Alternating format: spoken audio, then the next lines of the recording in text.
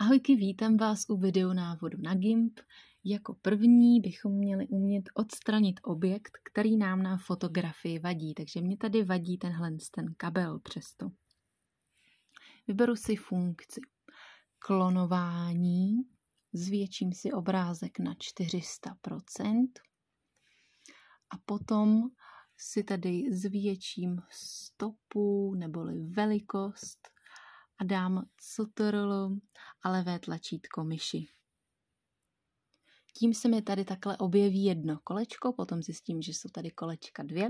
Musím je dát přesně kolmo pod sebe a tímto stylem jedu a umazávám tu čáru, která mi tady vadí. Pokud je tady ještě nějaká čmouha, vyberu si ten prstík a tímto stylem to zamažu. Teďka vám ukážu klonování.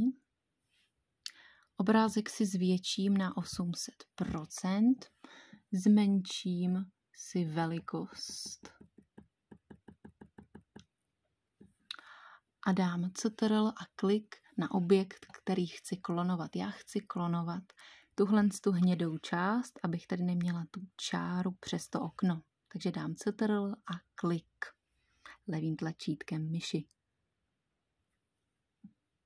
A když teďka takhle klikám, tak vidíte, že už tam není ta čára přes to okno.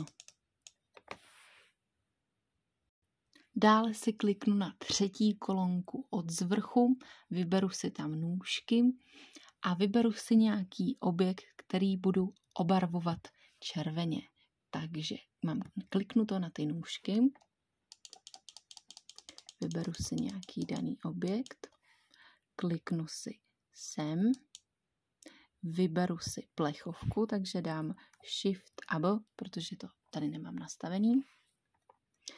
Potom dám Delete a potom si tam vložím danou barvu. Já už to tady mám přednastavený, takže barva popředí dám červená. OK, mám to červený.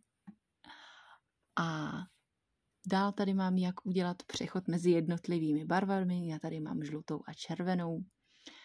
Takže zase si najdu, že přechod je G. A takhle jedu a mám přechod mezi jednotlivými barvami. Potom, abych ty úpravy neměla aktivní, tak si dám vybrat a nic a už mi to tady takhle kolem toho jakoby nebliká. Dál jak upravit jas fotografie, dám barvy, jas a kontrast a můžu si ho zvýšit nebo snížit podle toho, jak chci a dám OK. Potom, jak obrázek otočit, dám obrázek, transformovat, překlopit vodorovně. Abyste to viděli, tak já vám to zmenším.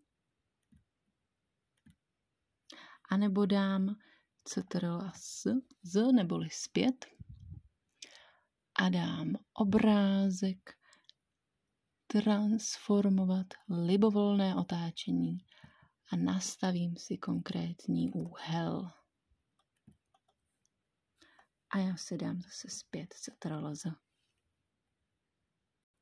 Jak fotografii odbarvit do odstínů šedé, dám barvy,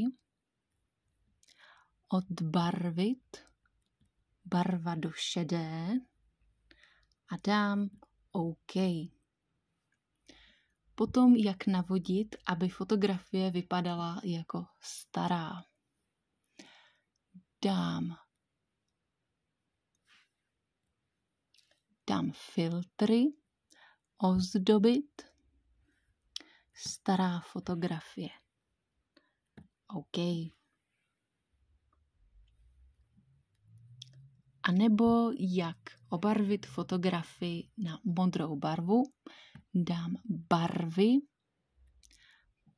potom dám obarvit a už tady mám přednastavenou tu modrou. Jak změnit velikost fotografie, dám obrázek, škálovat obrázek, nastavím si tady procenta, které mám v zadání, dám si 60% a má to mít 150 pixelů a dám škálovat. Když chcete ještě třeba upravit další věci ohledně velikosti, tak dáte velikost plátna a tady si ještě můžete navolit třeba výšku. Oříznutí fotografie do čtverce. Kliknu si na tuto kolonku a takhle vyberu danou část, potom kliknu doprostřed a mám to oříznutý.